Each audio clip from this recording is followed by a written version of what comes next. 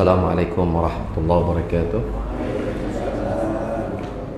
Alhamdulillah hamdan katsiran thayyiban barakan fi kama yuhibbu rabbuna wa yarda. Asyhadu an la ilaha illallah wahdahu la syarika lah wa asyhadu anna Muhammadan abduhu wa rasuluhu la nabiyya ba'dah. Allah Ta'ala fi kitabil karim a'udzu bis-sami'il 'alim minasyaitonir rajim. Ya ayyuhalladzina amanu taqullaha haqqa tuqatih wa la tamutunna illa wa antum muslimun. Ya ayyuhan nasu taqu rabbakum alladzi khalaqakum min nafsin wahidah wa khalaqa minha zawjaha wa bassa minhuma rijalan katsiran wa nisaa'a wattaqullaha alladzi tasaaluna bihi wal arham innallaha kana 'alaykum raqiba.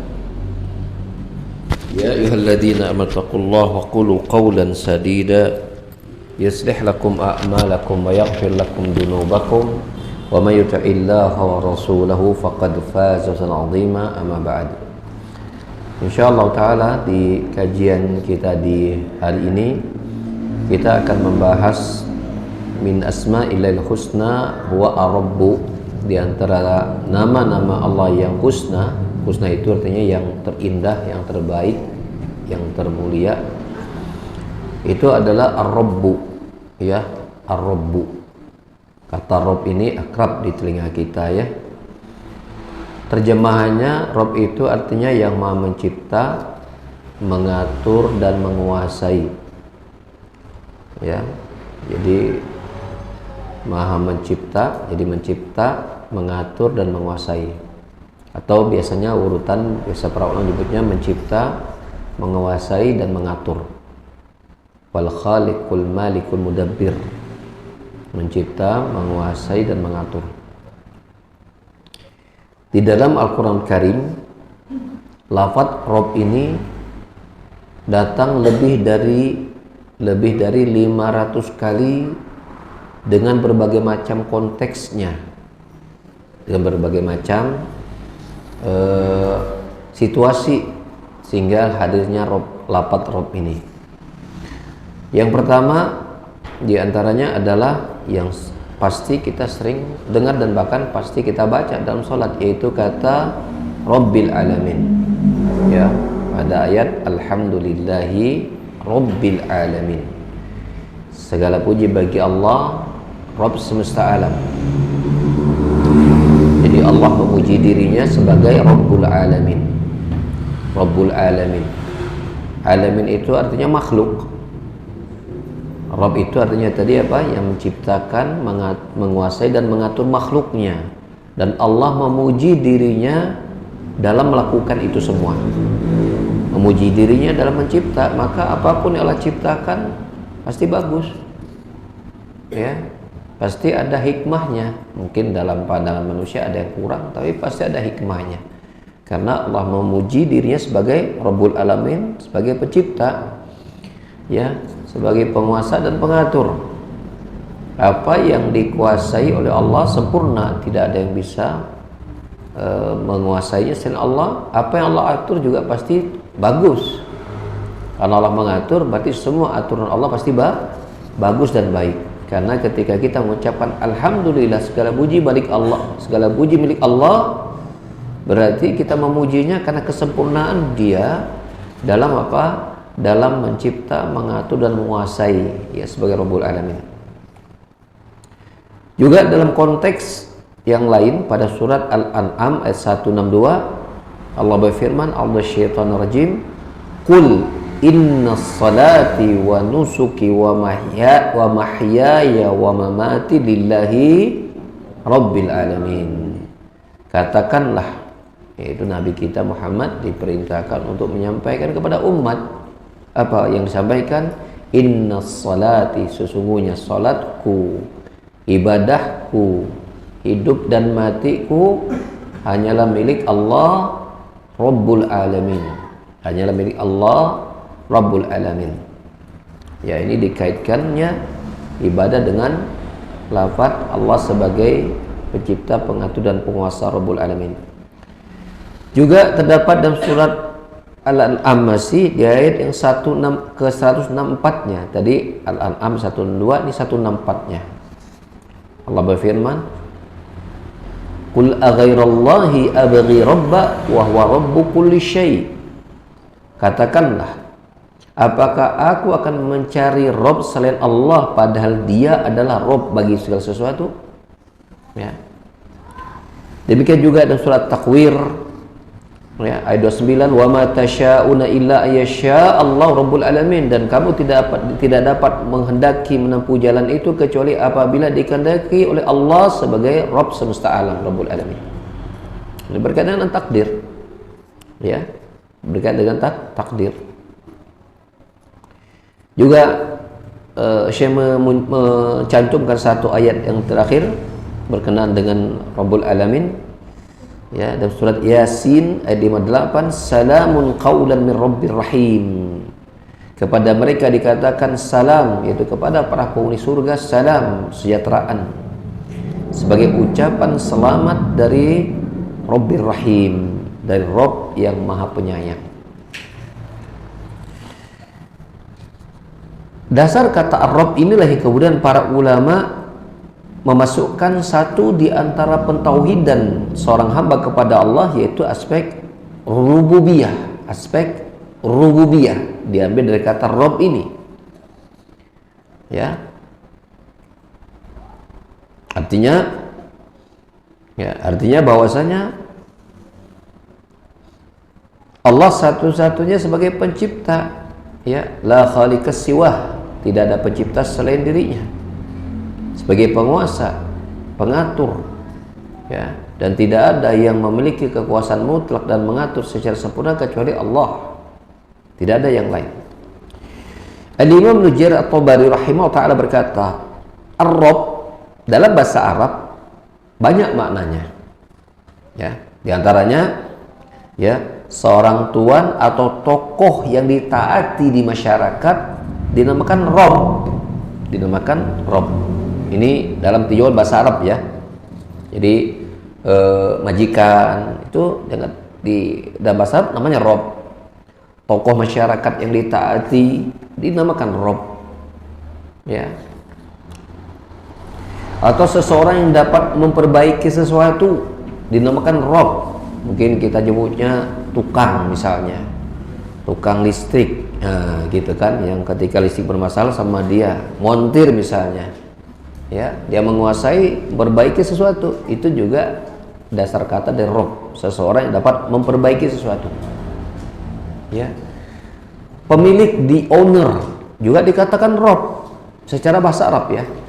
Dan masih banyak lagi makna yang lain, kata Ibnu Jarir At-Tabari, ya, turunan-turunan dari makna Ar-Rabb, ya. Yang ini yang sudah disampaikan beliau, yaitu paling tidak ada berapa? Ada tiga, ya, ada tiga. Yang pertama, tuan atau tokoh yang ditaati. Kedua, yang seseorang yang bisa perbaiki sesuatu, ya. Yang ketiga adalah pemilik. Kemudian Mujahid mengatakan, adapun makna lain dari makna Rabb ini nanti pasti kembalinya kepada tiga ini, ya, pemilik, yang perbaiki, dan yang ditaati, gitu, yang mengatur. Maka bila kita terapkan ini kepada Allah Subhanahu wa taala, ya, kata Imam Mujahid At-Tabari, maka ketika kita mengatakan Rabbuna, Rabbnya kita, Allah kan di situ kan, artinya kita menyatakan, ya, dia adalah Tuhan kita yang tidak ada sekutu baginya dan kekuasaannya.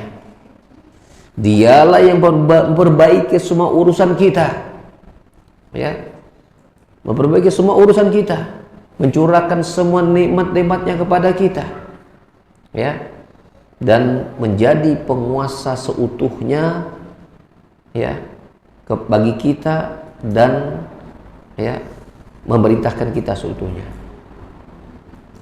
Itu arti Rabb. Tidak ada satupun dari makhluknya yang keluar dari penciptaannya, yang keluar dari penguasaannya, dan keluar dari pengaturannya. Itu nggak ada, ya. Pasti semua itu dikuasai dan diciptakan, dikuasai dan diatur oleh Allah Subhanahu wa taala. Ya. Sekarang ana mau tanya sama antum.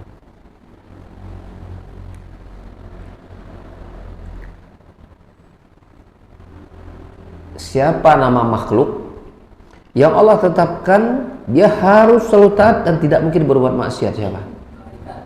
Mungkin nggak malaikat maksiat? Nggak mungkin. Ketika Allah sudah ciptakan, Allah kuasai dan Allah atur malaikat sebagai makhluk yang selalu taat tidak maksiat, maka selamanya malaikat tidak akan pernah berbuat maksiat. Sebaliknya, siapakah makhluk yang Allah ciptakan akan selalu maksiat, tidak pernah taat? Siapa? Hah? Iblis. Dan ada yang ketiga yang kadang-kadang taat, kadang-kadang maksiat. Siapa? Manusia dan jin. Manusia dan jin. Ya. Manusia dan jin. Bukan jin dan jun ya, tapi manusia dan jin. Gitu. Ini lihat, Allah Maha berkuasa, Maha berilmu, dan Maha menciptakan makhluknya dengan varian-varian yang beda-beda, luar biasa. Ketika Allah menciptakan manusia, Allah nggak jadikan manusia itu makhluk laki semua, nggak jadikan perempuan semua, ya kan? Dicampur laki perempuan, dan status yang jelas. Adapun status yang nggak jelas, laki perempuan, laki bukan, perempuan lain, itu bukan makhluk ciptaan Allah secara asal. Dia sudah mengubah asal Allah menciptakan diri. Kalau nama perempuan mesti bisa hamil. Kalau laki nggak akan bisa hamil, walaupun dipersolek, dikasih ganti kulit, ya kan, dibuat hidungnya dari pesek jadi mancung, bibirnya tadinya doer jadi apa gitulah, seksi mungkin, gitu ya. Rambutnya dibuat macam seperti wanita, jalannya dilenggak-lenggokkan, tetap ente laki-laki bro, gitu kan. Kenapa ente gak bisa melahirkan? Yang hanya bisa melahirkannya satu, bernama perempuan. Itu udah kodrat. Nah, ini ditentang oleh orang-orang kaum LGBT kan. Apa yang kemudian mereka lakukan? Mereka membela, kami nggak butuh anak, kami hanya butuh pasangan. Lihat, dia telah apa? Menekan mati dan menjajah fitrahnya yang mesti namanya manusia ingin punya keturunan. Coba kalau dia sudah tua, nggak mungkin teman-teman yang ngurus dia kan? Udah ini, udah aki-aki pewot gitu kan? Mana dia bisa ngapa-ngapain kalau udah tua? Ya apa yang ngurus dia? Teman-temannya enggak. Karena teman-temannya juga pada tua juga semuanya. Teman-teman juga sakit juga semuanya kan? Siapa yang ngurus? Ya. Jadi buang tempat sampah bagusnya akhirnya. Ya sampah masyarakat gitu. Betul. Orang tuanya kasih nasihat nggak dengar, keluarga kasih nasihat nggak dengar, giliran susah ujung-ujung keluarganya juga kan yang harusnya ngurusnya kan. Inilah orang egois sedunia, ini kaum LGBT ya, dan syaitan menguasainya. Ini perkataan Al-Imam Ibnu Jarir At-Tabari. Jadi makna Rabb itu secara bahasa ya itu banyak, tetapi semua makna-makna itu akan kembali kepada tiga ini ya, pemilik, kemudian pengatur yang ditaati, yang ketiga yang memperbaiki ya. Nah itu pun ya menjadi dasar ya, dalam kita memaknai Allah Rabbul Alamin secara syariat kita. Adapun Al-Imam Ibnu Atsir, ini At-Tabari di dalam tafsir At-Tabari ya. Adapun Al-Imam Ibnu Atsir dalam kitabnya ya An-Nihaya fi Gharibil Hadis, Beliau mengatakan mana ar-Rabb itu diucapkan dalam bahasa kepada yang berkuasa, yang mengatur, yang memelihara, yang mendirikan, yang memberikan nikmat. Ya.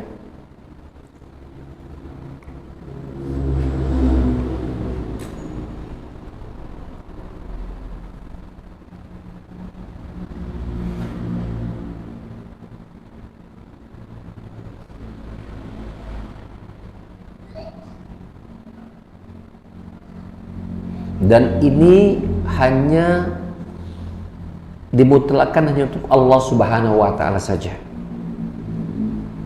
Ya. Adapun selain Allah Subhanahu wa taala, maka dia harus disandarkan. Seperti misalnya Rabbul Bait, pemilik rumah ini. Jadi harus ada Rabbul Bait. Tapi kalau hanya mana ar-Rabb saja, ya, karena dia memiliki kandungan makna yang mencipta, mengatur, perbaiki, memberikan nikmat, maka ini tidak boleh diucapkan untuk selain Allah. Kata ar-Rabb saja itu nggak boleh.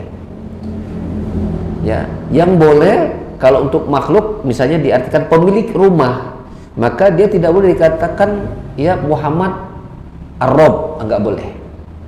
Tapi disandarkan Muhammad Rabbul Baiti, Muhammad sang pemilik rumah. Ini boleh. Ya, ini boleh. Ini kata Ibnu Katsir dalam An-Nihayah fi Gharibil Hadis.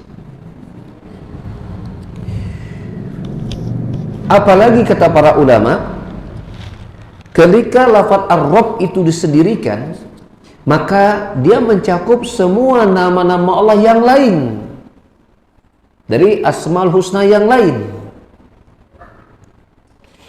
Al-Imam Al-Qayyim rahimahullah ta'ala berkata tentang hal ini, ya, di dalam kitab beliau itu Bada'iul Fawaid, ya, beliau berkata sesungguhnya ar-Rabb itu, nah ar-Rabb itu adalah, ini banyak nih, yang maha berkuasa, mencipta, mengadakan, menggambar rupa makhluknya, maha hidup, maha berdiri sendiri, maha mengetahui, maha mendengar, maha melihat, maha berbuat kebaikan, maha memberi nikmat, maha dermawan, ya, maha mencegah, ya, yang datangkan kemanfaatan, kemudaratan, maha memajukan, mengakhirkan, menyesatkan yang dia kehendaki, memberikan diri kepada yang dia kehendaki, yang membahagiakan siapa yang dia kehendaki dan menyengsarakan siapa yang dia kehendaki, yang memuliakan dan menghinakan siapa yang dia kehendaki. Ya. Jadi ya, Ar-Rabb ini dia memiliki nama-nama yang baik. Jadi hampir nama-nama Allah yang lain itu kembali kepada lafaz Ar-Rabb itu sendiri. Maka berdasarkan hal tersebut, kata Syekh Abdul Razak, barang siapa yang merenungkan makna nama Ar-Rabb ini, maka dia akan menyaksikan bahwasanya Allah, dia itu zat yang maha berdiri sendiri dan berdiri sendiri dan mendirikan yang lain.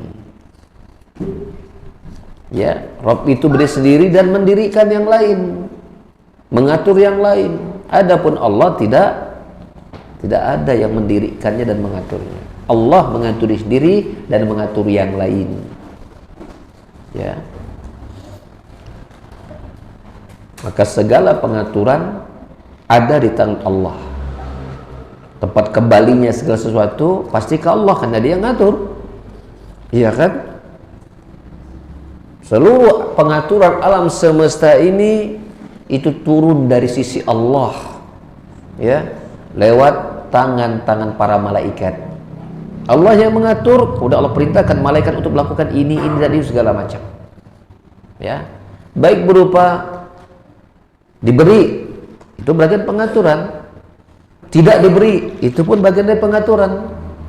Memuliakan, menghinakan, meninggikan, merendahkan, menghidupkan, mematikan, mengangkat atau menghentikan, menggenggam atau membentangkan, menghilangkan kesusahan, menolong orang-orang yang membutuhkan, dan mengabulkan doa orang yang kesusahan. Itu semua merupakan apa? Makna dari kata Ar-Rabb. Ar-Rahman ayat 29 Allah berfirman, syaitan yas'aluhu man fis samawati wal ardi kullu yawmin huwa fi sya'n. Semua yang ada di langit dan di bumi selalu minta kepada Allah. Setiap waktu Allah dia dalam kesibukan. Ya, semua yang ada di langit dan di bumi ya akan selalu minta kepada Allah. Ya, setiap waktu Allah ada dalam kesibukan. Ya. Baik mereka mengakuinya atau tidak. Ya.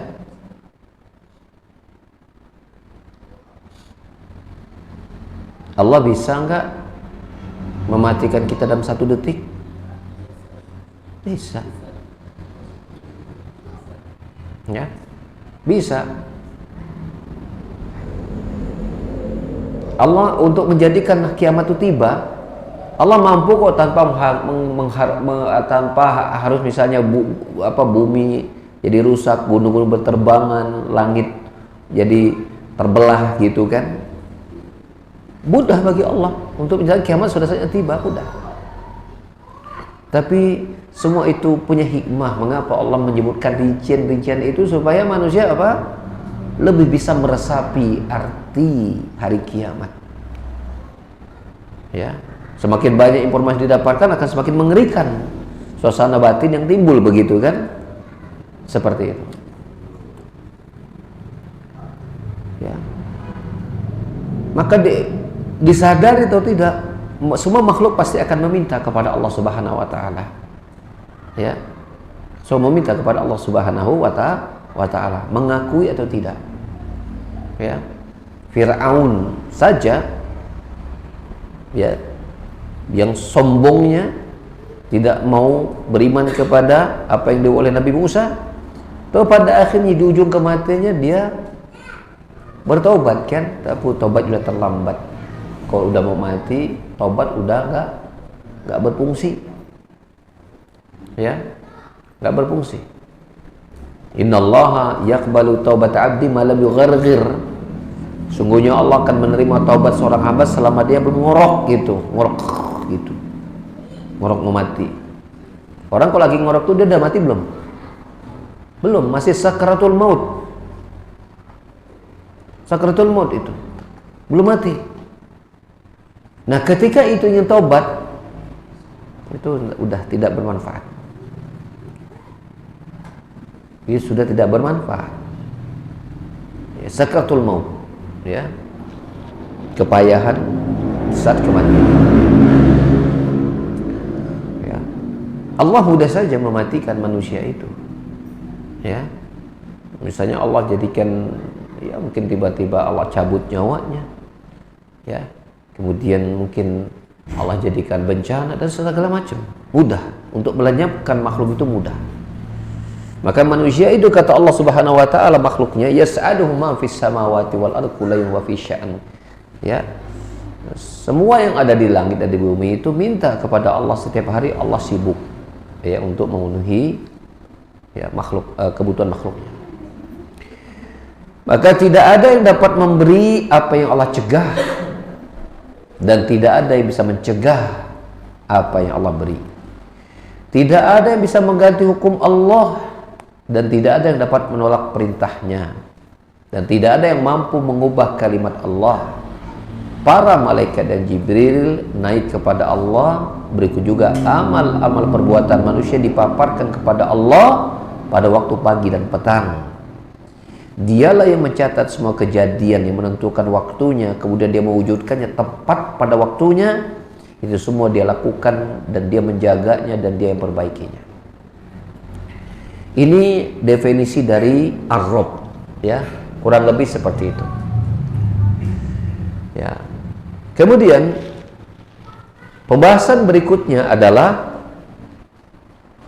bentuk-bentuk pemeliharaan Allah. Tadi Mama arabkan diantaranya apa? Allah adalah apa? Menjaga, memelihara ciptaannya.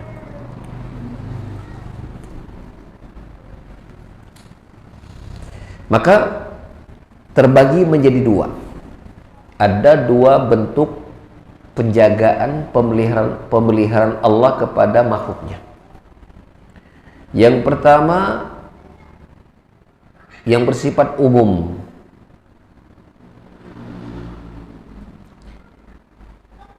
Umum untuk seluruh makhluk. Yang kedua, bersifat khusus, tidak semua makhluk Allah pelihara.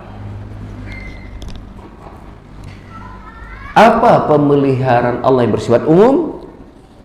Ya, yaitu ini berlaku kepada semua makhluk, baik orang mukmin, orang kafir, orang baik, orang buruk, dan yang lainnya. Ya, yaitu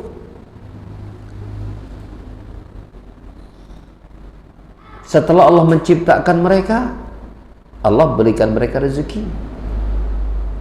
Apakah rezeki Allah ya berupa makan, minum, tempat tinggal, pakaian, dan yang lainnya? Itu Allah bedakan ini orang kafir, ini orang mukmin? Tidak. Ya. Dalam hal memberi nikmat Allah nggak bedakan. Termasuk ketika Allah tidak memberi. Ya. Allah mencegah. Itu Allah tidak bedakan mukmin kafir. Buktinya tidak semua orang muslim mukmin misalnya secara materi benghar gitunya, padahal soleh misalnya. Ya, itu bukan karena Allah tidak sayang, karena mereka yang Allah berikan kaya dari kalangan kaum kafirin bukan tanda sayangnya Allah, bukan. Karena bagi Allah dunia ini sangat hina dan rendah, tidak punya harga. Kalau dia memiliki harga sebesar ekor sayap nyamuk, kalau itu ada harga segitu, maka Allah tidak akan kasih dunia ini kepada orang kafir walau seteguk air pun, kata Nabi SAW. Lau kanatid dunya ta'dilu indallahi janaha ba'udha ma saqa kafir syurbatan ma, kata Nabi SAW. Kalau dunia ini punya harga, nggak usah mahal-mahal, nggak usah besar-besar, punya harga sebesar sayap nyamuk. Coba kalau ada nyamuk kita ambil ya, kemudian kita pocel, kita potong, ambil sayapnya. Ada yang mau beli? Ya? Nggak ada. Yang ada nyamuk mah dimatiin, dibuang, diinjak-injak gitu kan. Kenapa? Ngeganggu. Ada harganya nggak? Enggak. Kalau punya harga sebesar ekor sayap nyamuk, nggak usah nyamuk utuh, ekornya, sayapnya gitu.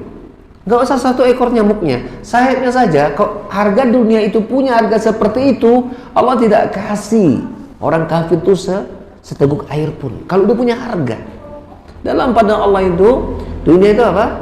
Hina. Disebutnya dunia itu dia memiliki dua makna. Yang pertama adalah ad-dunuwah, yang kedua maknanya ad-dana'ah. Dunuwah itu artinya dia qarib, artinya dekat. Apa artinya dekat? Dia nggak lama, short time. Dia nggak lama dunia itu.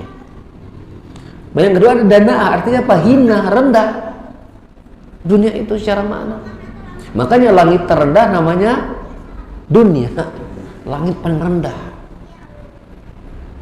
Rendah, ya.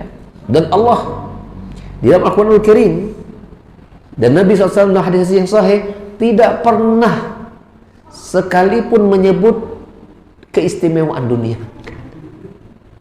Yang Allah berkali-kali Allah menyatakan innamal hayatud dunya mata'ul ghurur, dunia itu kesenangan yang menipu, ya. Wal akhiratu khairun minal ula, akhirat lebih baik daripada dunia, daripada yang pertama. Nggak pernah Allah memuliakan dunia, satu lafaz pun nggak ada. Karena memang sebagaimana namanya, dia hina gitu. Maka berarti orang-orang yang menganggap besar dunia, hakikatnya orang-orang yang rendah. Paham? Kalau orang yang merasa bahwa dunia udah dimiliki hebat, justru itu orang yang rendah. Karena Allah memandangnya rendah. Itu juga Allah kasih kepada orang kafir. Orang kafir itu ada harganya nggak kalau dia mati? Enggak. Langsung celep diadab kubur langsung. Orang kafir mah. Apa istimewanya? Ya, gitu. Namun Allah Subhanahu wa taala ya, memberikan sebagai Rabb, maka memberi dan mencegah. Dan urusan dunia itu Allah nggak bedakan orang kafir atau orang mukmin. Bagi Allah ini tidak ada kaitannya dengan sayang dan tidaknya Allah Subhanahu wa taala. Cinta dan tidaknya Allah Subhanahu wa taala tidak ada, nggak ada hubungannya. Allah kasih mereka sehat, Allah kasih mereka rezeki, makan, minum, tempat tinggal, kendaraan, segala macam, itu nggak ada hubungannya dengan cintanya Allah Subhanahu wa taala. Ya, tapi Allah atur mereka, ya. Maka ini berlaku. Orang mukmin pun ada orang yang Allah nggak kasih sehat, sakit, soleh padahal. Nah, karena urusan dunia itu Allah tidak beda-bedakan antara orang mukmin dan orang kafir. Apapun yang berupa kehebatan dunia, maka itu tidak ada hubungannya dengan ya kecintaan Allah Subhanahu wa taala. Namun perlu kita pahami bahwasanya kata Rabb itu berkaitan dengan dunia. Allah juga ini kaitannya dengan diantaranya Allah menolong orang yang susah. Orang kafir pun ditolong kesusahannya. Bukan nggak banyak orang kafir hidupnya susah, kemudian jadi berhasil. Banyak kan? Ya, tadinya sakit-sakitan jadi sehat. Sama. Allah nggak bedakan perlakuan ini antara orang mukmin dengan orang kafir. Ya. Allah mengabulkan doa orang yang ditimpa mara bahaya. Orang kafir pun kalau dia lagi dapat bahaya, dia doa sama Tuhan, Allah bisa kabulkan.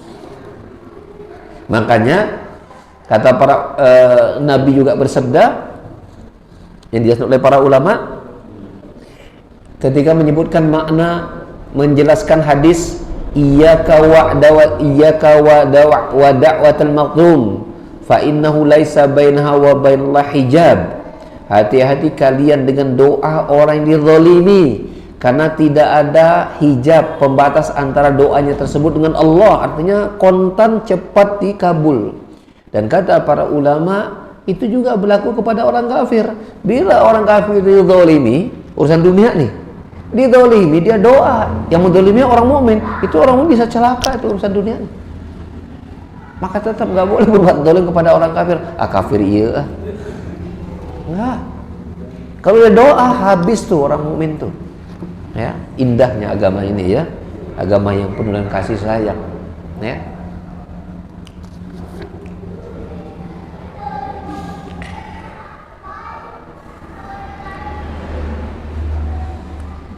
Jenis yang kedua, pemeliharaan Allah yang bersifat apa tadi? Khusus. Kalau umum itu tadi. Apa yang khusus? Maka khusus ini Allah berikan kepada hamba-hambanya yang dekat kepadanya. Orang mukmin, orang muslim, orang bertakwa. Apa yang Allah pelihara dari mereka? Yaitu apa? Keimanan, ketaatan, ketakwaan mereka. Itu Allah pelihara. Ya. Bagaimana Allah memelihara mereka? Yaitu dengan Allah datangkan kepada mereka hidayah. Ya.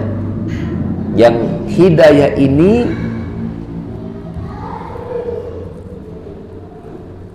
yang nanti akan menghantarkan mereka masuk surga.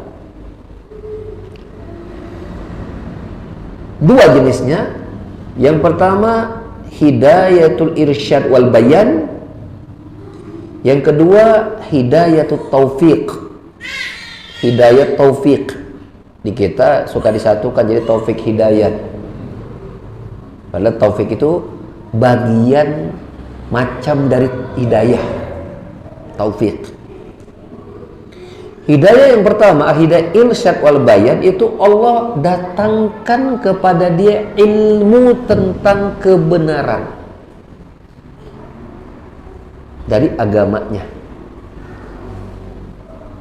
darinya tidak tahu tentang agama, Allah bukan ilmu, dia mulai paham dikit gitu ya. Mulai dari tentang ibadahnya sehari-hari, dia mulai paham tentang apa rahasia sholatnya, bagaimana sholat ini Nabi ajarkan. Dia mulai belajar mengenai Allah Subhanahu wa Ta'ala, rahasia-rahasia Allah menciptakan langit bumi itu mulai terbuka itu. Pergantian siang dan malam, apa rahasia itu mulai kebuka tuh sama dia tuh ya.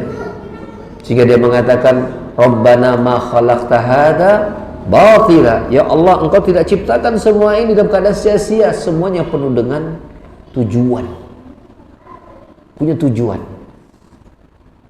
ya.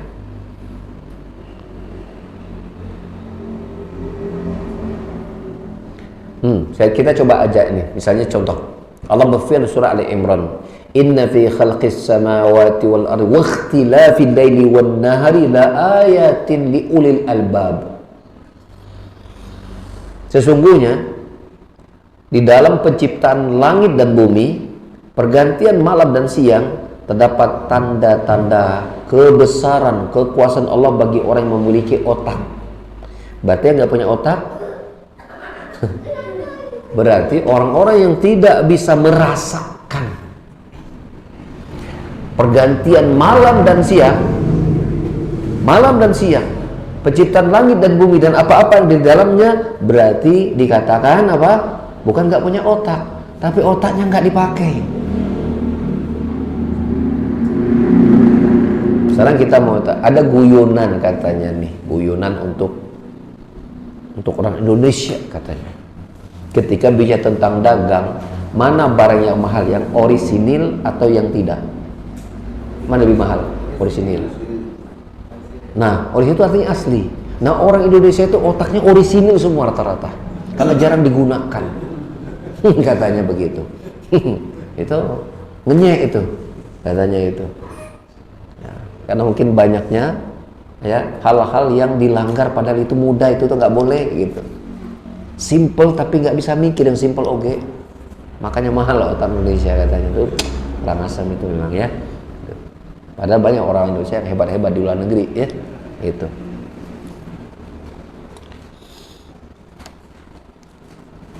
Nah, kembali kepada tadi, Allah berfirman dalam surah Ali Imran tadi ya, di dalam penciptaan langit dan bumi, pergantian siang dan malam, terdapat tanda kekuasaan Allah bagi orang yang memiliki otak. Ini dia menggunakan otaknya untuk berpikir tentang penciptaan Allah Subhanahu wa Ta'ala. Sekarang kita ajak, ketika Allah menyatakan pergantian siang dan malam, kita pernah mikir nggak apa sih hebatnya malam dan siang? Yang kita tahu kalau siang berarti orang gawe, kalau malam berarti orang sare. Benar tak? Hanya sebatas itu, berarti otak orang teh, otak kita itu belum dipakai untuk mengenal Allah Subhanahu wa Ta'ala. Benar nggak? Allah mengatakan dia punya otak tapi nggak punya akal. Kalau berakal itu dipakai. Maka banyak orang-orang Islam teh otaknya orisinil, nggak dipakai mikir untuk mengetahui kekuasaan Allah Subhanahu wa Ta'ala. Coba ketika kita dapat ketemu ayat itu, pernah nggak kita mikir apa sih hebatnya siang dan malam yang kita tahu akan membawa kita Allahu Akbar gitu loh. Subhanallah, Allahu Akbar. Ya Allah, engkau ciptakan ini luar biasa ya Allah, ma khalaqta hadza batila ya Allah, engkau ciptakan tidak dengan sia-sia ya Allah, Allahu Akbar. Anda bisa bayangkan tentang kehebatan misalnya siang. Apa yang ada pada siang? Kita bisa tahu matahari misalnya. Subhanallah, Allahu Akbar. Ya. Berapa energi yang dibutuhkan untuk matahari itu hidup, bersinar, untuk bersinar. Kalau seandainya PLN itu kan untuk buat cahaya lampu, dia kan butuh tenaga itu. Dia butuh tenaga pembangkit tenaga listrik. Dan itu didapat dari, kalau kita pakai air PLTA, kalau pakai uap PLTU. Rata-rata kan gitu kan, tenaga air dan tenaga uap untuk mendorong. Karena dari dorongan itu nanti akan melahirkan aliran listrik. Padahal seperti itu. Ya. Nah, tapi kan uap dan air kan punya batas, sehingga kan dijatah tuh. Satu daerah itu jatah boleh pakai sekian.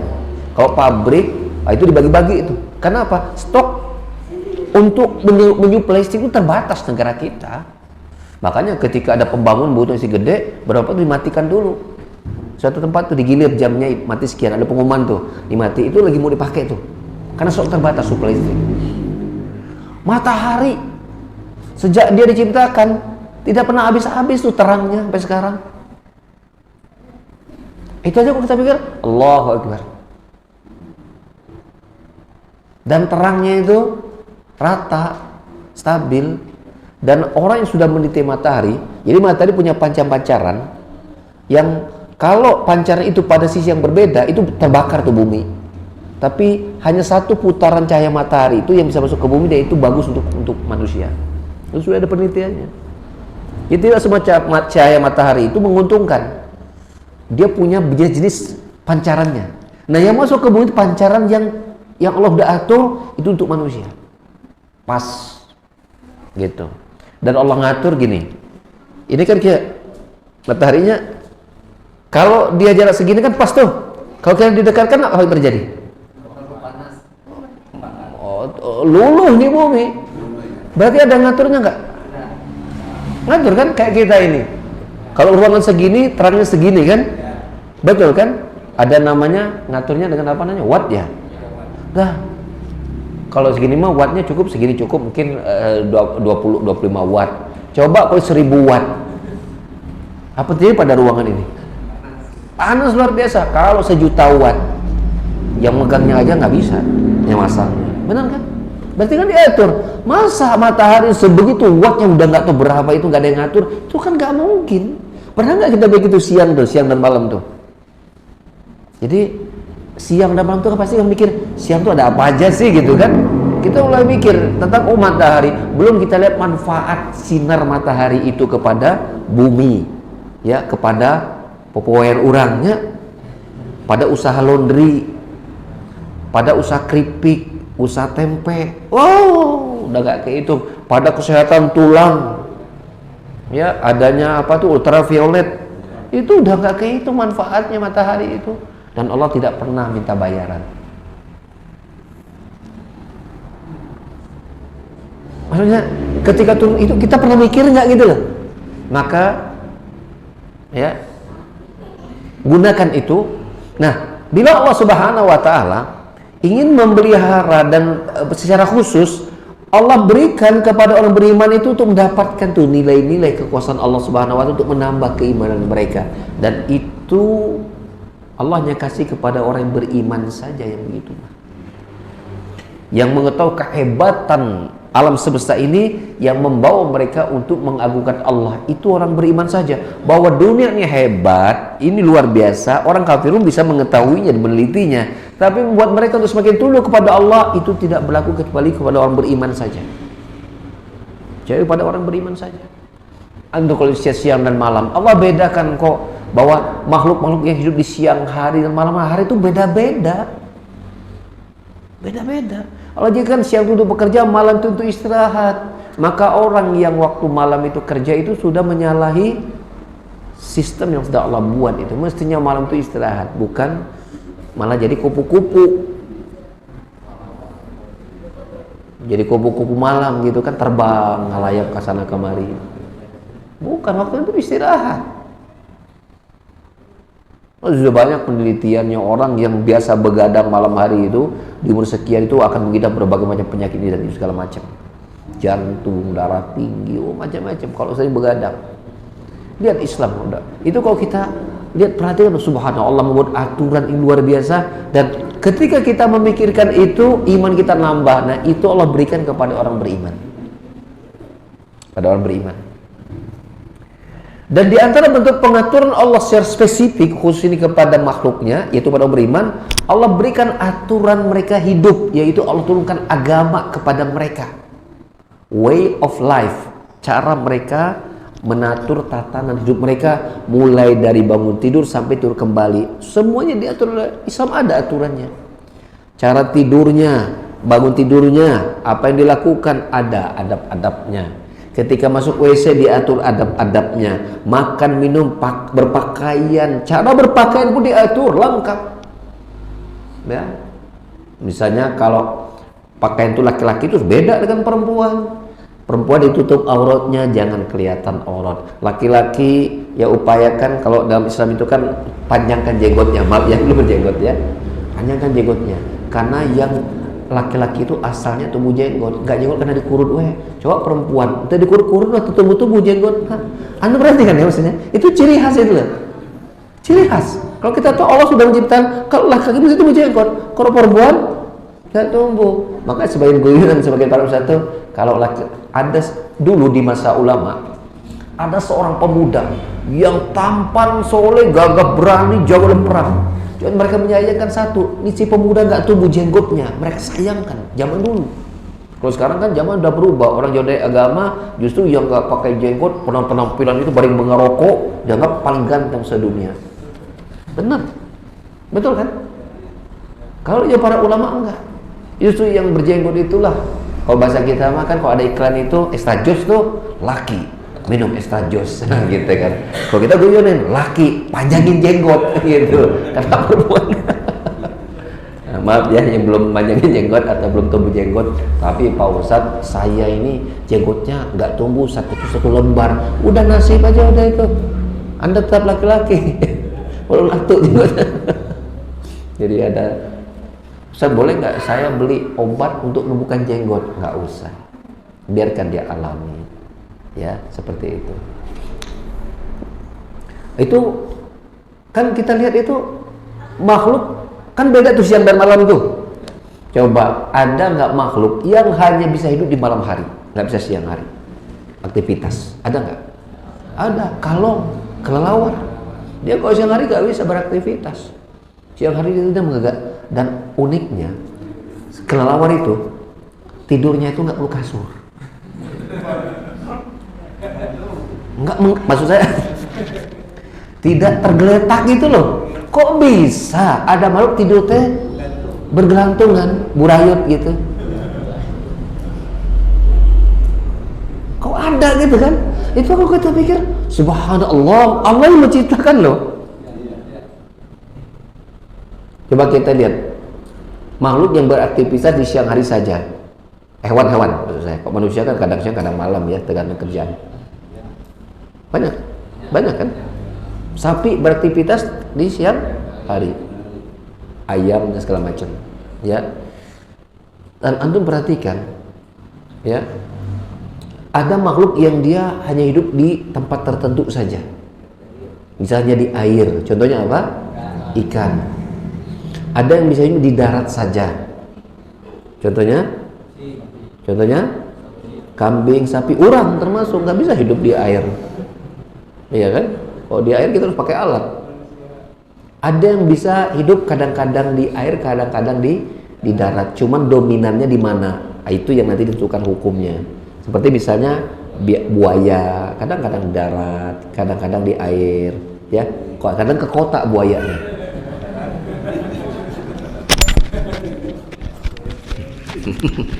Banyak ya di kota buaya darat ya.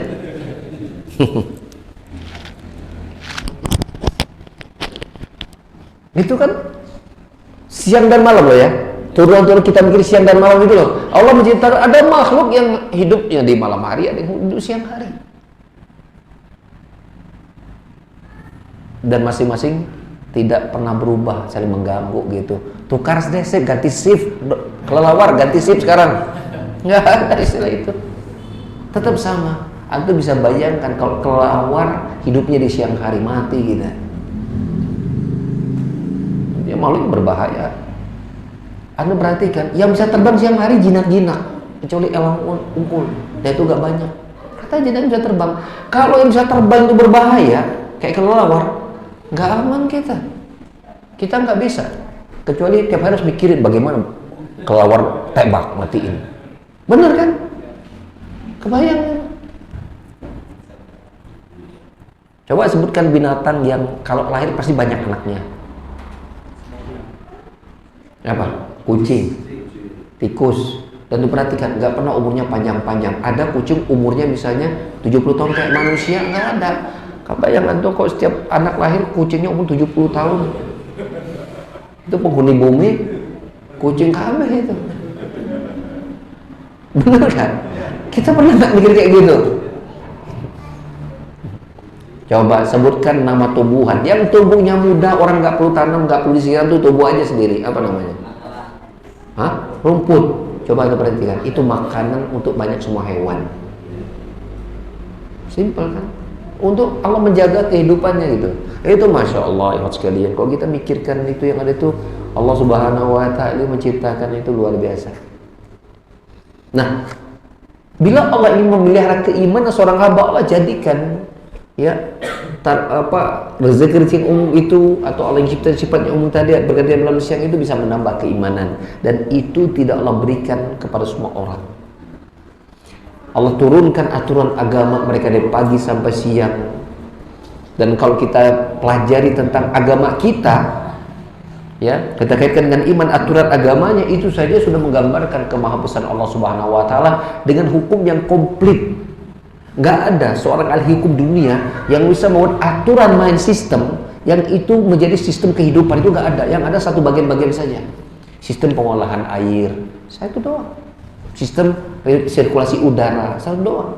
Tapi yang semuanya bisa mengumpulkan sebuah sistem kehidupan itu hanya Allah Subhanahu Wa Taala. Dan Allah atur kehidupan manusia dan sistem agama itu lengkap.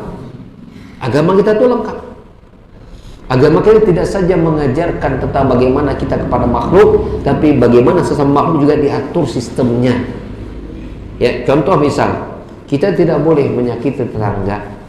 Ya, kita tidak boleh durhaka sama orang tua, kita tidak melantarkan anak-anak, ya. Kita tidak boleh saling bermusuh satu dengan yang lain. Itu kan aturan itu. Ya, kalau aturan kepada Allah jelas, sistem itu kan sholat, ya, ibadah haji dan yang lainnya. Tapi untuk ukuran manusia pun diatur oleh Islam, lengkap. Cara mereka berpakaian laki perempuan diatur. Kemudian adab-adab mereka tidur, makan dan seluruhnya diatur dalam Islam, lengkap. Dan tidak ada sistem yang selengkap itu selain Islam. Yang mengatur adab makan itu tangan kanan, minum tangan kanan, nggak boleh tangan kiri, itu lengkap sampai ke situ. Atau megangnya pun diatur, nggak boleh pakai tangan kanan, nggak boleh pakai tangan kiri ketika akan makan dan minum. Diatur sampai seperti itu. Sistem yang Allah turunkan dalam agama. Bahkan adab masuk WC, tempat mijennya diatur dalam agama. Masuk teh ada doanya, masuk teh kakinya harus pakai kaki kiri dulu, posisi menghadapnya jangan menghadap membelakangi kiblat, gitu kan. Udah selesai bercebok, keluar kemudian doa, keluar kemudian dengan kaki kanan dan doa, diatur. Bayangkan masalah kan ibaratnya mijennya udah beres selesai gitu. Ini lengkap loh sistemnya loh. Betul. Masuknya dengan kaki kiri, tidak dengan melompat gitu kan. Kaki kiri dulu, bukan kanan. Posisinya tidak boleh menghadap dan membelakangi kiblat. Bayangkan. Berlindung kepada Allah dari syaitan laki perempuan. Keluarnya dengan kaki kanan doa, lengkap itu, Masya Allah. Makan tangan kanan, bukan tangan kiri. Memilih makanan upaya ketika bareng dari dekat dulu. Kemudian cari makanan yang halal-halal, lengkap. Cara berpakaian, ya, membuka pakaian dari mana dulu, memakai dari mana dulu, apa yang dibaca, lengkap. Ya, pakai sepatu, mana yang dulu, itu lengkap. Keluar rumah ada doanya, di pasar ada doanya, gitu kan. Adab-adab di pasar dipakai, adab dan bekerja dipakai, adab cara kita menggunakan air ada adabnya. Berwudu kita nggak boleh banyak-banyak airnya, ya. Bukan karena di Arab nggak ada air. Jam-jam sampai hari ini nggak pernah habis. Kalau mengatakan kenapa di zaman Nabi wudu di Mekah air tuh wudunya dikit, oh agar irit air. Kalau kita mengatakan air, Zam-Zam itu jutaan manusia nggak pernah habis-habis. Rasul kan tinggal buat irigasi saja kan supaya wudu itu bisa banyak. Apa masalahnya? Kalau mengatakan dikit itu supaya hemat air, enggak. Itu adab dalam kita menjaga nikmat air itu jangan dibuang. Kebayang nggak ada air. Sekarang pakai wudu, nggak ada air dipakai minum tuh. Benar kan? Kalau yang lagi susah tuh kan pasti sekarang tempat wudu bisa jadi tempat minum tuh sekarang. Sekarang mungkin enggak, mungkin. Gitu kan, pada yang beli misalnya. Ya, atau di rumah masih ada air sumur. Tapi kalau di rumah nggak ada, di masjid masih ada, itu jadi air minum berikutnya. Banyak berpikirnya panjang. Itu kita menghargai nikmat yang Allah berikan. Ya, seperti itu. Dan banyak hal pemulihan Allah Subhanahu wa taala bersifat khusus kepada manusia. Pembahasan kita berikutnya yang ketiga, tadi kita yang kedua, yang pertama sudah jelaskan mana Rob, yang kedua adalah kita membahas tentang pembelian Allah, ada yang umum, ada yang khusus. Khusus itu Allah berikan taufik, ketaatan kepada hamba-hambanya. Oh tadi hidayah tadi dari bersifat hidayah terbagi menjadi dua, ada hidayah irsyad bayan diberikan ilmu, kemudian yang kedua hidayah itu taufik, yaitu Allah jadikan dia menerima ilmu tadi dan bisa mengamalkannya. Tadi kelewatnya hidayah kan, jadi bila Allah memelihara khusus, yaitu Allah berikan hidayah kepada manusia itu orang mukmin. Dan hidayah itu ada dua, ada hidayah irsyad wal bayan, yaitu hidayah petunjuk berupa kebenaran, ya kebenaran dalam agama. Yang kedua hidayah berupa taufik, Allah jadikan hidayah berupa dia menerima ilmu tersebut dan mengamalkannya. Itu hidayah itu taufik namanya. Dan hidayah ini merupakan bentuk pemeliharaan yang khusus yang Allah berikan kepada hamba-hambanya yang mukmin, yang muslim. Ya. Dan Allah pelihara mereka dari kemaksiatan. Ya, ini juga khusus. Allah jaga hamba itu dari berbuat maksiat, dari berbuat syirik dan bid'ah. Ya, ini juga bentuk pemeliharaan Allah yang bersifat khusus. Pembahasan yang ketiga, yaitu berkaitan dengan pemeliharaan yang bersifat umum tadi. Apa konsekuensi kita sebagai seorang hamba ketika kita faham Allah sebagai Ar-Rabb, yang mencipta, yang menguasai dan mengatur? Maka kata Syekh, kemudian sesungguhnya iman seorang hamba terhadap Allah sebagai Rabb mengharuskan, nah ini konsekuensinya, mengharuskan ya untuk ikhlas dalam ibadahnya dan menyempurnakan ketundukan di hadapannya. Itu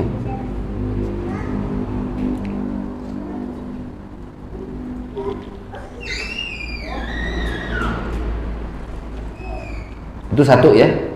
Jadi apa konsekuensi atau keharusan seseorang itu setelah yang dia mengenal Allah sebagai Rabb-nya tadi? Apa konsekuensinya? Yang pertama, mengikhlaskan ibadahnya dan menyempurnakan ketundukan di hadapannya. Ini yang pertama. Sebagaimana Allah berfirman, dalilnya Quran surat Al-Anbiya ayat 92. Allah berfirman, wa ana rabbukum. Allah mengatakan, aku ada Rabb kalian. Allah kenalkan dia sebagai Rabb. Kemudian setelah itu apa? Fa'buduni, maka beribadahlah hanya kepadaku. Ya, sebagaimana dalam surah Al-Baqarah ayat 21, ya ayuhan nas u'budu rabbakum, wahai sekalian manusia, beribadahlah kepada Rabb kalian. Jadi kita seorang tahu Allah ada Rabb, pencipta, menguasai dan mengatur, maka beribadah kepada Dia, jangan kepada yang lain. Ya. Keharusan yang kedua, ya, jadi yang pembahasan ketiga ini konsekuensi atau keharusan seorang hamba terhadap Allah sebagai Ar-Rabb. Yang pertama tadi, mengikhlaskan ibadah dan menyempurnakan ketundukan kepada Allah Subhanahu wa taala. Yang kedua,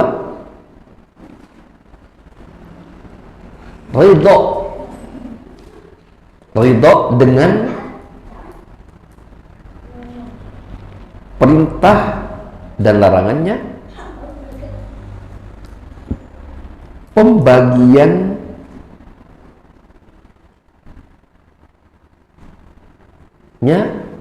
takdirnya dan takdir.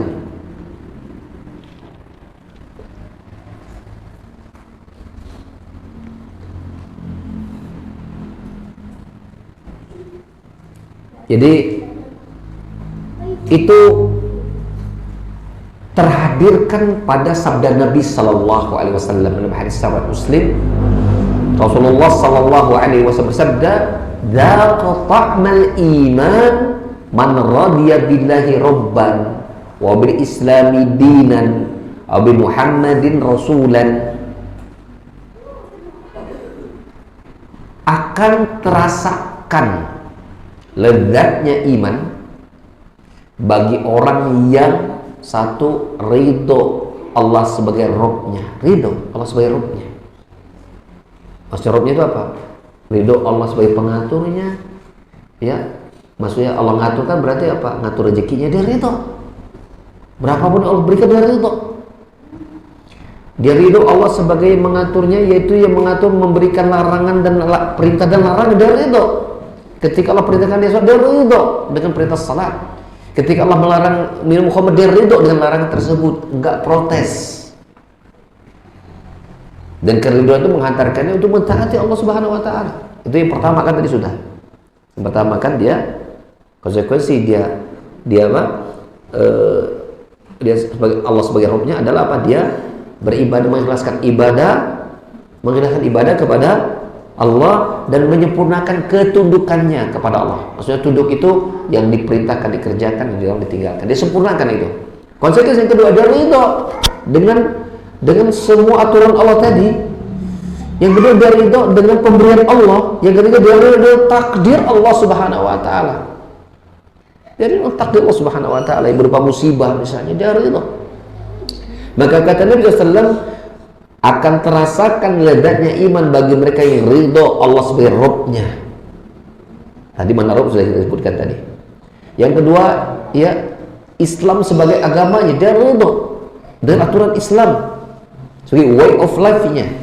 Mulai dari bangun tidur sampai tidur kembali, dia ridho Islam untuk mengatur dirinya, dia ridho.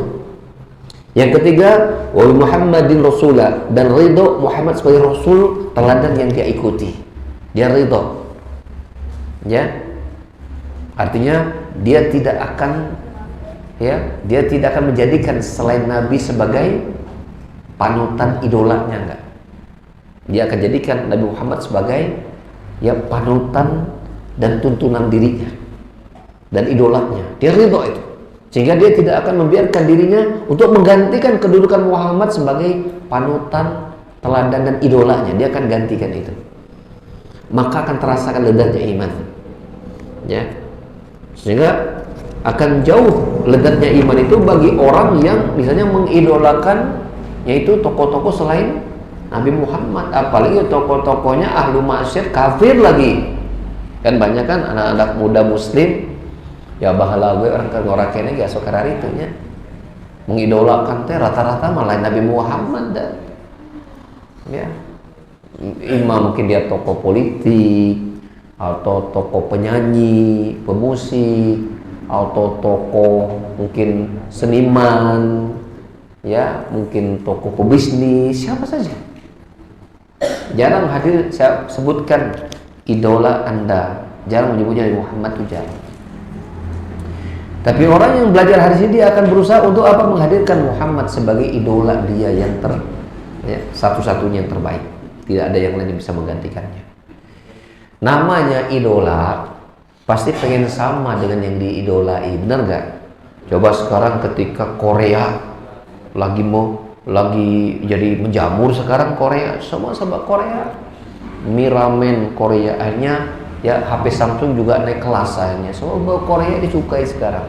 Kalau anak muda muslim loh, ya ketika artis Korea K-pop namanya itu, semuanya kuning, dia ikuti kuning sampai giginya juga dikuningin sama dia.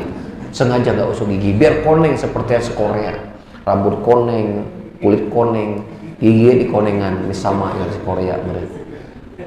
Gitu kan. Kalau sifatnya gini, kalau ada yang diidola dia ingin sama seperti yang diidolakan, begitu masih itu. Coba kita lihat misalnya seorang mengidolakan tokoh politik, misalnya mengidolakan misalnya sebutlah ya Presiden Amerika, ya misalnya Barack Obama misalnya.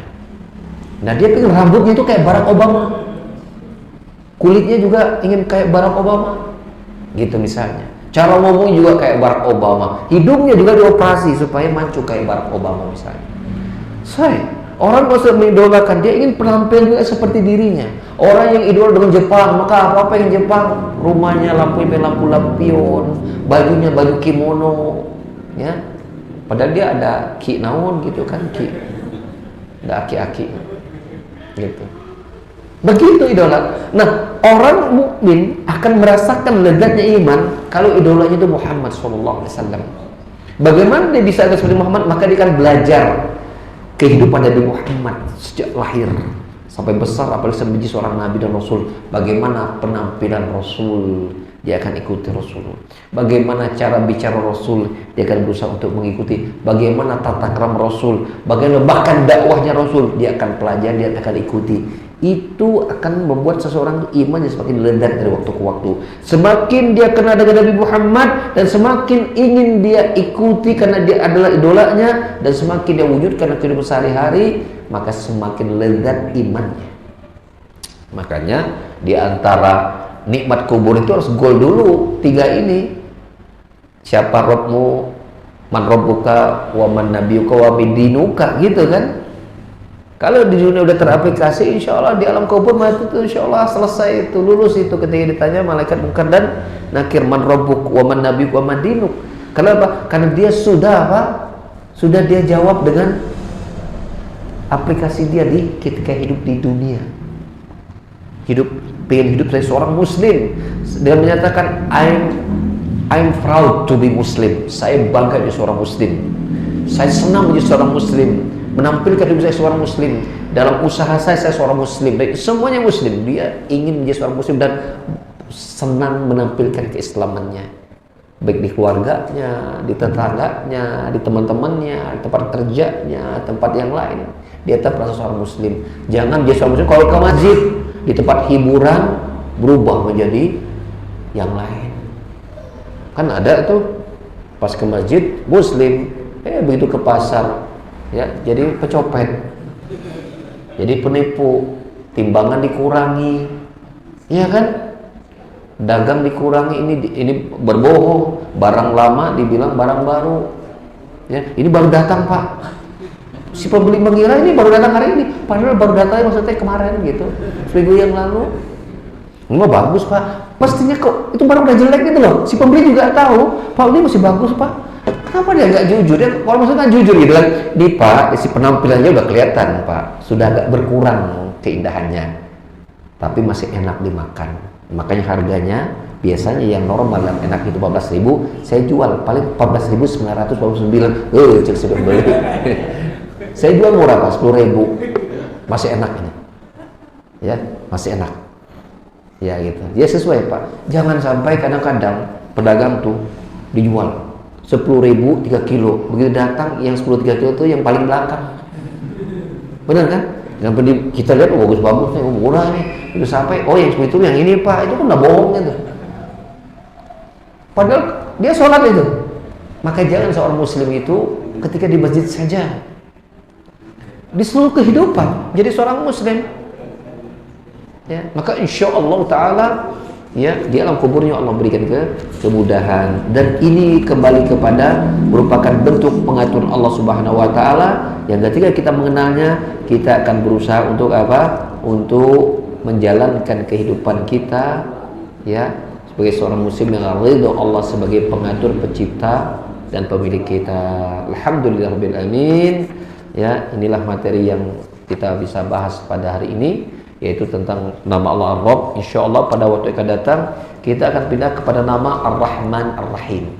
Pada nama Ar-Rahman Ar-Rahim sebagai nama Allah yang lain. Kalau ada pertanyaan dipersilahkan. Fadhil, silakan. Rabbul Alamin. Baik.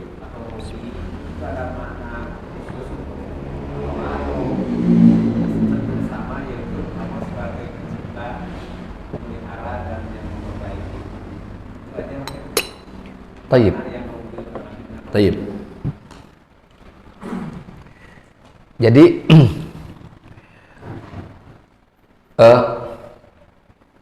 Allah memperkenalkan dirinya sebagai Rabbul Alamin, pencipta, pengatur, dan penguasa. Informasi nih buat kita. Nah, setelah kita kenal Allah Subhanahu wa Ta'ala, ya Allah Subhanahu wa Ta'ala, ya sebagai Rob, lalu apa interaksi kita dengan Allah dalam hal itu? Di antaranya ketika kita berdoa kita memanggil nama itu Rob. Dan di dalam tafsir Al-Fatihah, Syekh Abdurrahman Nasir As-Sa'di, Syekh Muhammad bin Musa Al-Nasr menyatakan bahwasanya ya, ketika membahas pemeliharaan Allah yang bersifat khusus, nah inilah lafaz nama yang dimaksudkan dalam doa para nabi dan rasul dan juga orang soleh, yaitu ketika mereka memanggil Rabbana atau Rabbi Firli, maka itu berkaitan dengan pemeliharaan yang bersifat khusus. Seperti ya Rabbana atina fid, itu pasti berkaitan dengan apa? Dengan agama, dengan ketakwaan, dengan keimanan. Rabbi Firli jelas minta diampuni. Ya, Rabbi habli min ladunka rahmatan innaka antal wahhab, rata-rata begitu. Jadi kita minta kepada Allah dengan permintaan sebagai seorang mukmin yang khusus. Ya, karena kita bisa berdoa karena Allah memilih kita untuk berdoa. Tidak semua manusia Allah jadikan dia mau berdoa kepada Allah Subhanahu wa taala, maka kita memanggil Allah dengan lafaz Rabbi, Rabbana dan seterusnya. Ya, seperti itu, sehingga para ulama di antaranya memasukkan di antara nama Allah yang bila seorang itu berdoa Allah akan dikabulkan doanya, ketika dia meminta Allah akan beri, ya ketika dia meminta ampun akan Allah ampuni. Di antaranya adalah nama Ar-Rabb. Nama Ar-Rabb. Dan inilah nama yang banyak dipakai panggilan Allah oleh para nabi dan rasul. Oleh para nabi dan rasul. Ya Rabbana, seperti doanya Nabi Adam kan ketika dikeluarkan dari surga, apa doa Nabi Adam? Rabbana zalamna anfusana wa lam taghfir lana, itu seperti itu. Ya. Nabi juga ketika minta doa Rabbi zidni ilma, ya Rabbku tambahkan kepadaku ilmu. Ya, doa misalnya Nabi Zakaria ini diberikan keturunan, Rabbi habli dzurriatan thayyibatan dan seterusnya. Itu rata doa para nabi memanggil nama Ar-Rabb. Ya, seperti itu. Dan memang itulah tuntunannya. Ya, kita panggil nama Rabbi atau Rabbana. Ya, betul. Waalaikumsalam. Tadi yang pertama kata apa perbedaan antara jin, setan dan iblis? Jin, setan dan iblis. Dan apakah yang tadi masalah Allah sudah mengatur kita malam dan siang? Betul. Tapi di dalam kehidupan khusus pekerja sudah menjadi umum ada kerja shift. Apakah itu mengagasarkan atau kontrak? Tayyib. Iya. Tayyib. Iya. Ya, untuk yang kedua dulu, bahwasanya secara khusus Allah tidak pernah mengatakan atau dari mengatakan kerja malam nggak boleh, dilarang, itu nggak ada dalil. Kalau begitu sholat malam juga nggak boleh kalau begitu. Nggak, bukan begitu maksudnya, tetapi ya hendaklah itu menjadi pekerjaan yang sangat darurat, seperti security itu kan darurat, untuk mengamankan tempat itu harus ada penjaga. Ya. Seperti dalam perang, para sahabat berjaga-jaga sepanjang 24 jam. Itu darurat sifatnya. Ya. Dan pekerjaan itu pekerjaan yang halal. Ya. Hanya saja memang ketika kita bisa mencari pekerjaan yang lain, maka atau pekerjaan kita sebenarnya siang hari, tapi kita bawa sampai begadang gitu, sebenarnya kita bisa lakukan besok. Nah, maka sebaiknya jangan begadang. Apalagi ada penelitian tidur itu orang tuh upaya minimal kalau malam tidur dari jam 10 sampai jam 1 3 jam. Itu dia dianggap sudah merefresh kembali saraf-saraf dan fungsi kerja metabolisme tubuhnya. Ya, seperti itu. Nah, itu sudah penelitian sudah ada yang membuktikan 10 sampai jam 1 malam 3 jam. Dan Nabi SAW tidak suka tidur sebelum Isya dan tidak suka berbicara setelah Isya. Itu tidur berupa itu tidur awal. Ya, seperti itu. Ya, ini yang Nabi contohkan. Artinya ada tidurnya. Ya, seperti itu. Dan kita tidak mengatakan orang yang kerja malam, ya, apalagi itu memang pekerjaan itu mengharuskan harus dilakukan di malam hari yang halal misalnya, dan dia belum punya pilihan, kita tidak mengatakan dia berdosa, enggak. Ya, dan hanya saja kalau kita lihat pola yang Allah buat, itu kan semuanya punya peruntukannya masing-masing. Nah, kita coba ketika kita memilih, carilah pekerjaan yang polanya itu sesuai di situ. Itu yang terbaik. Itu yang terbaik. Kemudian yang pertama tadi tentang apa perbedaan jin, setan dan iblis? Ya, baik. Pertama, ya, iblis itu termasuk kalangan jin. Allah kan menciptakan malaikat, manusia dan jin. Maka iblis itu termasuk kalangan jin. Ya, perhatikan oleh kita, Allah menciptakan kan 3 makhluk, malaikat, manusia dan jin. Nah, iblis itu termasuk di mana? Iblis termasuk kalangan jin. Namanya iblis. Bahkan para ulama menyebutkan dia adalah bapaknya jin, iblis itu. Kayak kita manusia, Nabi Adam. Nah, iblis ini bapaknya jin. Abul Jin itu iblis namanya. Termasuk golongan jin iblis itu. Ya, wa qulna lil malaikati isjudu li Adam fasajadu illa iblis aba wa sabara fa fasaqan amri rabbi wa kana minal jin. Ketika kami berkata kepada para malaikat, ya, sujudlah kalian kepada Nabi Adam, maka semuanya sujud kecuali iblis. Dia ingkar terhadap perintah Rabbnya, wa kana minal jin, dan dia termasuk golongan jin, kata Allah Subhanahu wa taala. Ya. Jadi kita batasi dulu malaikat, manusia dan jin. Maka iblis itu termasuk kalangan jin. Paham ya? Gitu. Jadi jenis makhluk Allah itu ada 3, malaikat, manusia dan jin. Ya, ini makhluk Allah. Nah, iblis itu termasuk kalangan jin. Ya, bahkan ulama menyebutnya ini bapaknya jin, sebagaimana Nabi Adam bapaknya manusia. Tapi tidak ada penjelasan bapaknya malaikat dan tidak perlu ditanya siapa. Ya. Berarti selesai kan perbedaan antara iblis dan jin. Sekarang syaitan. Ya. Syaitan ini kadang dia merupakan lafaz nama yang Allah peruntukkan untuk iblis. Yang Allah peruntukkan untuk iblis sebagai sebuah sifat menggoda manusia, dan itu juga Allah berikan sifat itu dari untuk manusia.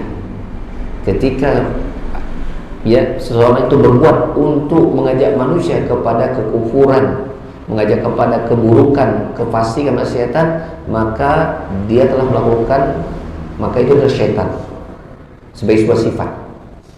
Itu berlaku kepada iblis, berlaku juga kepada ya manusia. Ya, kan Allah menyebutkan kami jadikan musuh bagi para nabi rasul itu syayatil jin wal ins, setan dari kalangan jin dan manusia. Maka syaitan itu adalah sebuah sifat, ya, sebuah sifat yang menjelaskan ya seseorang yang mengajak manusia untuk apa? Berbuat keburukan. Ya, bisa dari kalangan jin, bisa dari kalangan manusia. Namun kadang-kadang Allah Subhanahu wa taala menggunakan kata syaitan untuk iblis maksudnya. Khusus untuk iblis Allah sebutkan nama syaitan. Jadi syaitan kadang diartikan umum, berlaku untuk jin dan manusia, sebuah sifat. Syaitan juga kadang berlaku khusus, sebuah nama lain untuk iblis di satu keadaan. Ya, nah, kurang lebih seperti itu. Jadi syaitan bukan makhluk baru, bukan. Ya, Allah yang menciptakan 3 makhluk, malaikat, jin dan manusia. Nah, syaitan itu sifat, ya, dan penyebutan, bukan jenis makhluk. Paham ya? Allah Akbar. Ya.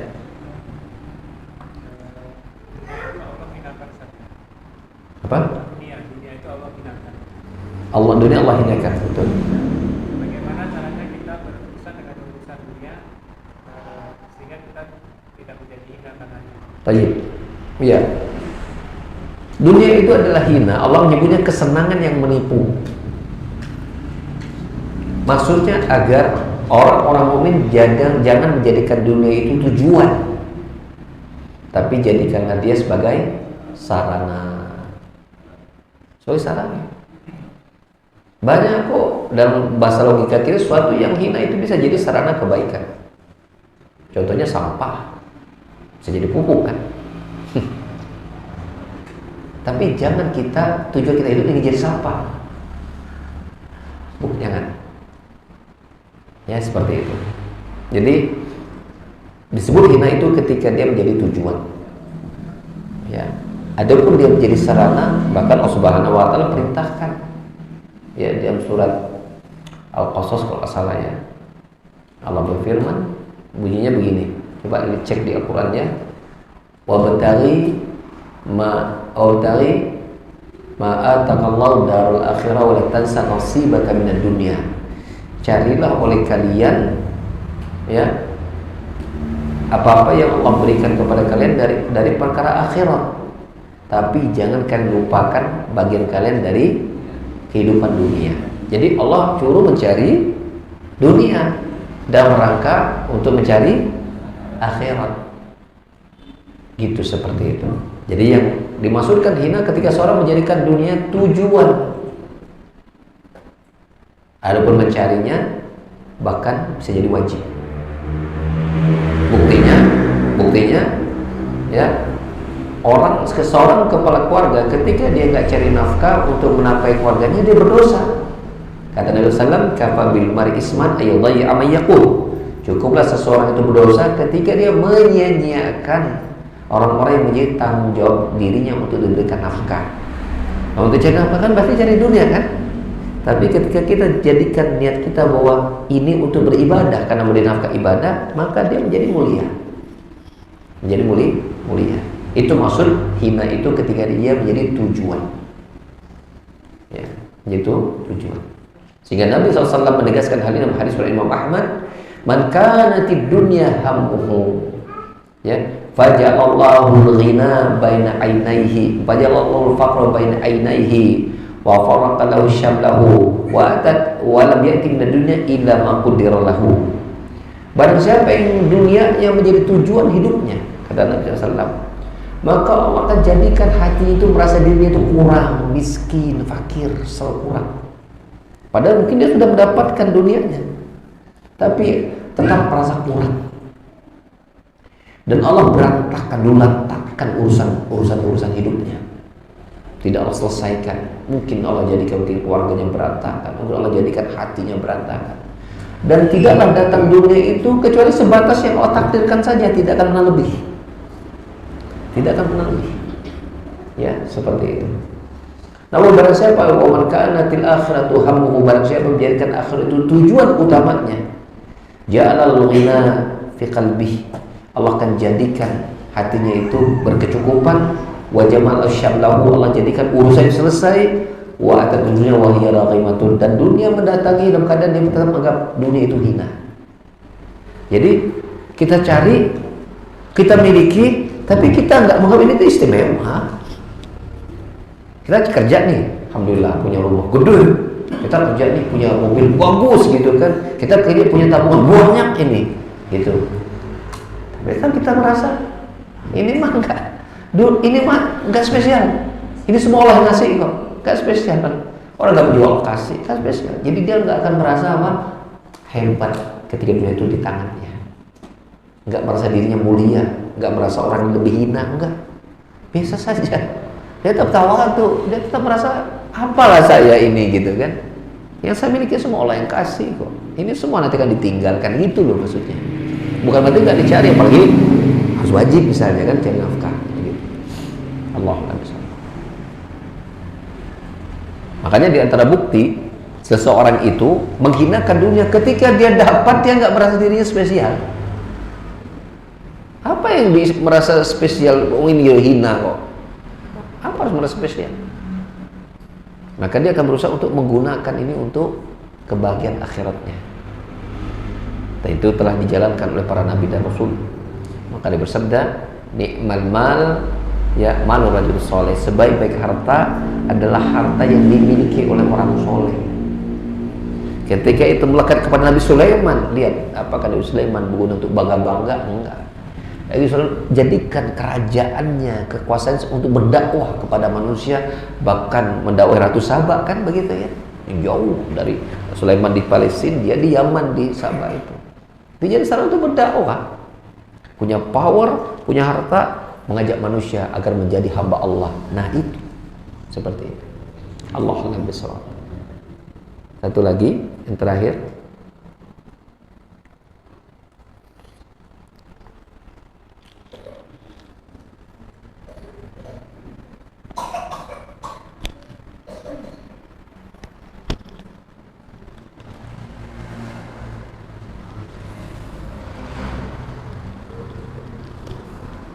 Ya, kita cukupkan ya.